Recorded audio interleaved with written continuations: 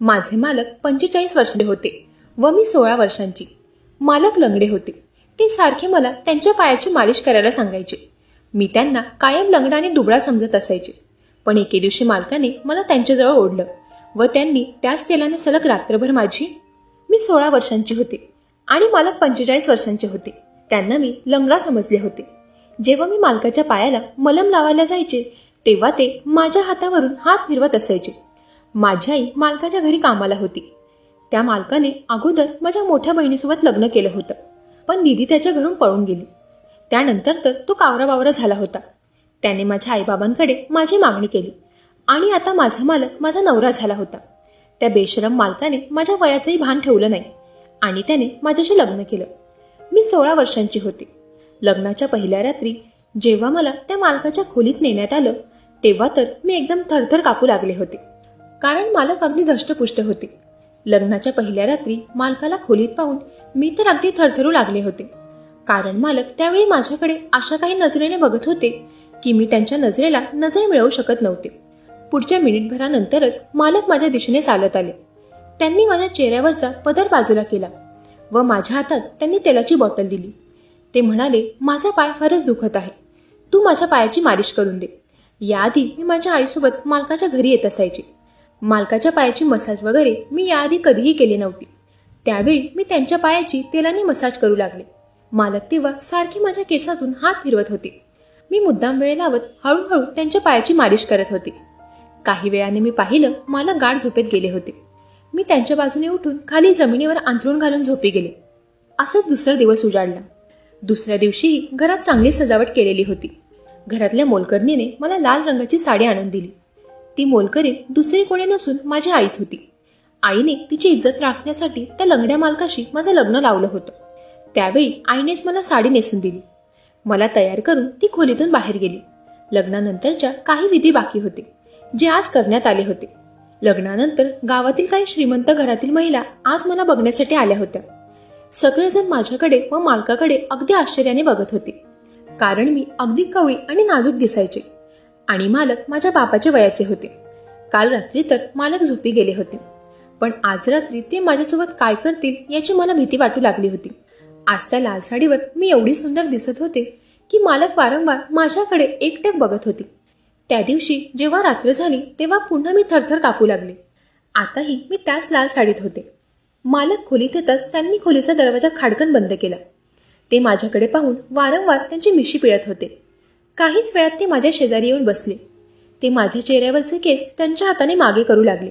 हळूहळू त्यांचा हात माझ्या साडीच्या पदरवर गेला आणि अचानक तेव्हा त्यांनी माझ्या खांद्यावरून जोरात त्यांचा हात झटकला.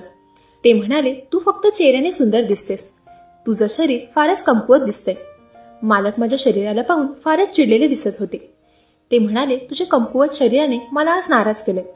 मला लवकरच तुझं शरीर वाढवावं लागेल आणि त्यासाठी उद्यापासूनच मी तुझ्यावर उपचार सुरू करतो. मी मालकापुढे काही बोलू शकत नव्हते. मी त्यांच्यासमोर मान डोलावले व त्यांना पाठमोरी होऊन झोपी गेले. असंच पुढच्या काही दिवसांनी दुपारच्या वेळी मालकाने सांगितल्याप्रमाणे मी त्यांच्या पाठीला तेल लावत होते आणि तेव्हा माझ्याने चुकून त्यांच्या पाठीवर नख लागला. तेव्हा ते जोरात माझ्यावर ओरडले. मालकाचा आवाज ऐकून आई आमच्या खोलीत आली. तिने इशाऱ्याने मला त्या खोलीच्या बाहेर जायला सांगितलं. तेव्हा ती मालकाची मालिश करू लागली. काही वेळाने आई त्यांच्या खोलीतून बाहेर आली. तेव्हा मी किचनमध्ये उभी राहून अश्रू गाळत होते. आई म्हणाली, निशा, तू चिंता करू नकोस, मी आहे तोपर्यंत तुझ्या मालकाची मालिश मी करून देईन. हळूहळू मी तुला मालकाला काय हवं काय नको या सगळ्या गोष्टी शिकवेन. आईशी तर मला बोलायचं नव्हतंच. मी तिच्या बोलण्याकडे लक्ष न देता तिथून निघून गेले. बघता बघता एक आठवडा उलटला. असंच एकदा रात्री अचानक मला जाग आली. घराच्या बाहेरील खोलीतून मला आवाज येऊ लागले. मी बाहेर जाऊन त्या खोलीतील खिडकीतून आत डोकावले. तेव्हा मी जे पाहिलं ते पाहून तर माझ्या तोंडाला कोरड पडू लागली. आमच्या घराबाहेरच्या खोलीत घराचा माळी व त्याची बायको राहत होते. त्यांच्या खोलीच्या खिडकीतून त्या दोघं नवरा बायकोला मी एकमेकांसोबत वेळ घालवताना पाहिलं होतं आणि तेव्हापासूनच माझ्या मनात एक वेगळीच ईर्ष्या निर्माण झाली होती. माझ्याकडेही माझा नवरा होता, पण मी सारखी त्याच्यापासून लांब पळत असायचे. पण आज मी जे काही पाहिलं होतं ते पाहून मी तर माझं भान हरपून बसले होते. आता माझीही मालकाजवळ जाण्याची इच्छा होत होती. त्या रात्री मी माळीला व त्याच्या बायकोला तसं सोबत पाहिल्यानंतर लगेचच मी माझ्या खोलीत गेले. खोलीच्या आत जाताच बेडवर मी मालकाला पाठमोरी होऊन न झोपता मालकाच्या बाजूने तोंड करून झोपले होते. हळूहळू मी त्यांच्या खांद्यावर माझा हात टाकला. मालक झोपेत होते, परंतु तरीही त्यांनी माझा हात पकडून मला त्यांच्या जवळ घेतलं. तो स्पर्श मला काहीसा वेगळाच वाटत होता. हळूहळू मला तो स्पर्श आवडू लागला होता. असंच दुसऱ्या दिवशी मी माझ्या हाताने मालकासाठी नाश्ता बनवायला किचनमध्ये गेले. मी नाश्ता घेऊन माझ्या खोलीत आले तेव्हा मी पाहिलं मालकाच्या अंगावर माझी आई तिच्या हाताने तेल लावून देत होती. आईला माझ्या नवऱ्याच्या अंगावर हात फिरवताना पाहून मला तिचा फारच राग येऊ लागला. मी तिथे जाऊन माझ्या हातातील नाश्त्याची प्लेट बाजूला ठेवली व आईच्या हातून ती तेलाची बॉटल घेतली. तिला मी तिथून बाहेर जायला सांगितलं. तेव्हा मी माझ्या हाताने मालकाच्या पाठीला तेल लावू लागले. मालकाचे डोळे तेव्हा बंद होते. ते माझ्या आईचं नाव घेऊन बोलू लागले. ते म्हणाले, शोभा, तुझे हात अचानकच नरम लागत आहेत. त्यावर मी हसले व माझा तेलाने भरलेला हात घेऊन मी मालकाच्या समोर गेले. तेव्हा मी तेथे त्यांच्या हातावरही तेल मालिश करू लागले. मी मालकाला म्हणाले की मी शोभा नाही, मी तर तुमची बायको आहे. शोभाच्या कडक हातांपेक्षा माझ्या नरम हाताची मालिश तुम्हाला नक्कीच आवडेल. मी तुमची बायको आहे तर हा हक्क मी एखाद्या मोलकरणीला का देऊ? मालक माझ्याकडे पाहून हसले व त्यांनी माझा हात पकडला व पुन्हा त्यांनी तो पाठीवर ठेवला. याचा अर्थ त्यांना माझ्या हाताची मालिश आता आवडू लागली होती. एवढ्या दिवसापासून मीच वेडी होते की मी माझ्या नवऱ्यापासून वारंवार लांब पळत असायचे. पण आता नाही. आता जास्त अंतर मी ठेवू शकत नव्हते. मला तर आतापासूनच मालक आणि मी जवळ येण्याचे स्वप्न पडू लागले होते. त्या दिवशी रात्री मी छान तयार होऊन खोलीत मी मालकाची वाट बघत होते. काहीच वेळात मालक खोलीत आले. आत येताच त्यांच्या हातून त्यांची काठी निसटली आणि त्यांचा तोल जाऊ लागला. तोच मी त्यांना सावरलं. त्यांचा हात माझ्या गळ्यात टाकून मी त्यांना बेडपर्यंत घेऊन आले. मालकासमोर माझ्या साडीचा पदरही अचानक बाजूला झाला होता. मालक तेव्हा माझ्याकडे खालून वरपर्यंत बघत होते. पण काहीच वेळात त्यांनी माझ्यापासून पुन्हा नजर फिरवली. तेव्हा मी त्यांच्या जवळ जाऊन बसले व त्यांना म्हणाले की मालक, मी तुमचा नवरा म्हणून स्वीकार केला आहे. मलाही इतर विवाहित स्त्रियांप्रमाणे माझ्या नवऱ्याचं ते सुख हवंय. तुम्हालाही तुमच्या बायकोकडून काही अपेक्षा असतील. आता मी तुमच्यापासून अजिबात लांब जाणार नाही. तुम्हाला वाटेल तेव्हा तुम्ही तुमच्या सगळ्या अपेक्षा माझ्याकडून पूर्ण करू शकता. असं बोलून मी मालकाचा हात हातात घेतला व त्यांचा हात माझ्या कमरेवर ठेवला. मालक तेव्हा म्हणाले, निशा, तू तर आज माझा नवरा म्हणून स्वीकार केलास, पण मी लग्न झाल्यापासूनच तुला माझी बायको मानलं आहे. लग्नाच्या पहिल्या रात्री मी मोठ्या इच्छेने तुझ्याजवळ आलो होतो. तेव्हा तुझी शरीरयष्टी पाहून मी फार नाराज झालो होतो. आता मला पुन्हा तसं नाराज व्हायचं नाहीये. त्यामुळे जोपर्यंत तुझ्या शरीर वाढीच्या औषधींचा कोर्स पूर्ण होत नाही तोपर्यंत मी तुझ्याजवळ येऊ शकत नाही. मालकाने त्यांच्या हाताने मला माझे मेडिसिन दिले व त्यांनी रोजप्रमाणे दुधात मिसळून पिण्याची एक पावडरही मला दिली. औषधी घेऊन मी बेडवर झोपले. तसं मालकही माझ्या शेजारी आले. त्यांनी माझ्यासोबत प्रेमाचे क्षण घालवावेत अशी माझी फार इच्छा होती, पण त्यासाठी माझ्याकडे त्यांना द्यायला काहीही नव्हतं. खरंच मी फारच बारीक होते. आता त्या औषधींचा फक्त 15 दिवसांचा कोर्स बाकी होता. लवकरच माझ्या शरीरात वाढ होईल याचीच मी वाट बघत होते. काही प्रेमाचे क्षण मीही माझ्या नवऱ्यासोबत घालवावे असं आता मला सारखं वाटत होतं. पण आता मला मालकाला नाराज करायचं नव्हतं. असंच दुसऱ्या दिवशी पेपरमध्ये मी एक जाहिरात पाहिली. ती जाहिरात होती शरीर वाढीची. त्यात 2 दिवसातच शरीरात सुधारणा होईल असं लिहिलं होतं. तो पत्ता घेऊन मी त्या पत्त्यावर गेले. मी तिथे उपचार घेण्यासाठी पोहोचले.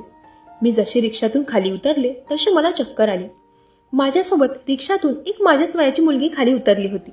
ती माझा हात पकडून मला तिथल्या जवळच्या क्लिनिकमध्ये घेऊन गेली. त्या महिला डॉक्टरने जेव्हा माझं चेकअप केलं तेव्हा तर तिने मला गोड बातमी दिली. मी गरोदर आहे असं मला समजलं होतं. मी गरोदर आहे ही बातमी ऐकून मी जरा गोंधळात पडले होते, कारण लग्न झाल्यापासून माझं शरीर फार बारीक असल्यामुळे मालक तर माझ्या जवळ आले नव्हते. मग मी गरोदर कशी? म्हणजे रात्री मी झोपल्यावर मालक माझ्यासोबत वेळ घालवत असायचे. मग ते माझ्यासोबत असं खोटं का बोलत होते? असो, कदाचित मालक मला लहान समजत असतील आणि त्यामुळेच ते मला न सांगताच माझ्यासोबत रात्री वेळ घालवत असतील. मी तिथून लगेचच घराकडे निघाले. घरी जाताच ही गोड बातमी मी मालकाला द्यायची ठरवली. पण घरी पोहोचल्यावर माझं मन एकदमच बदललं होतं. घरी पोहोचताच समोर मी असं काही दृश्य पाहिलं की मी माझा आनंद विसरले होते. मी माझ्या खोलीतून माझ्या आईला तिच्या साडीचा पदर सावरत बाहेर येताना पाहिलं. आई माझ्या खोलीतून बाहेर पडताच मी खोलीत शिरले. आत मी पाहिलं मालक बेडवर अगदी निवांत झोपून होते. तेव्हा ती बिना शर्ट होते. मी खोलीत जाताच मला पाहून मालक दचकून उठून बसले. मी त्यांना म्हणाले, ही मोलकरीण आपल्या खोलीत का आली होती? त्यावर ते म्हणाले की तिला मी काही औषधे घेऊन बोलावलं होतं. माझा पाय जरा जास्तच दुखत होता. मी तुलाही आवाज दिला, पण तू घरात कुठेही नव्हतीस.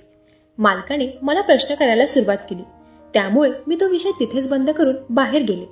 2 दिवसांपूर्वीच मालकाकडून मी नवीन मोबाईल घेतला होता. माझ्या मोबाईलमध्ये सोशल मीडियावर मला अचानकच माझ्या दीदीची प्रोफाईल दिसली. त्यावरून मी तिच्याशी बोलत होते. तेव्हा मला समजलं की माझी दीदी एका हॉस्पिटलमध्ये जॉबला लागली आहे.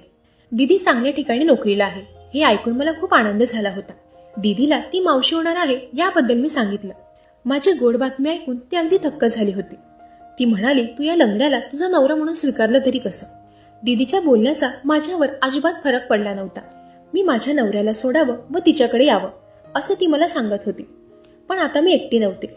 मी 2 जीवांची बाई होते. माझ्या नवऱ्याला सोडायची माझी अजिबात इच्छा नव्हती.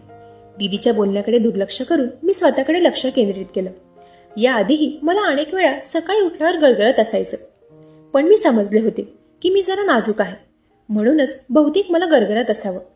पण तसं काही नव्हतं. खरं कारण तर माझी एक गुड न्यूज होती.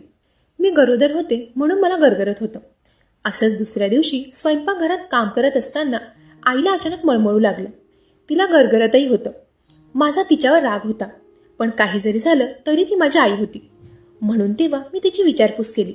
मी तिला हॉस्पिटलमध्ये नेऊ लागले, पण आईने मला थांबवलं. हळूहळू मलाही गरगरू लागलं होतं. कधी कधी तर मला जेवणाचाही वेगळाच वास येत असायचा.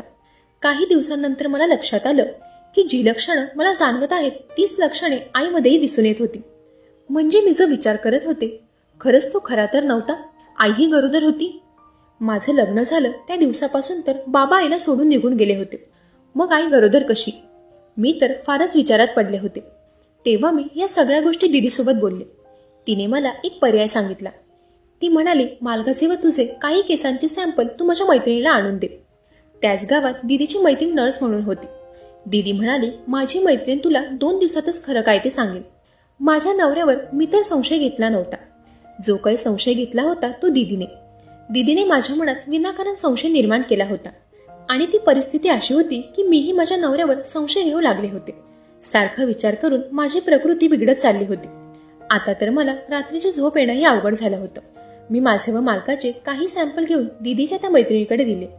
रिपोर्ट येण्याआधीच माझ्यासमोर मालकाचं असं काही सत्य समोर येणार होतं ज्याची मी कल्पनाही केली नव्हती. त्या दिवशी रात्री मला माझ्या शरीरवाढीच्या औषधी घेण्याची इच्छा नव्हती.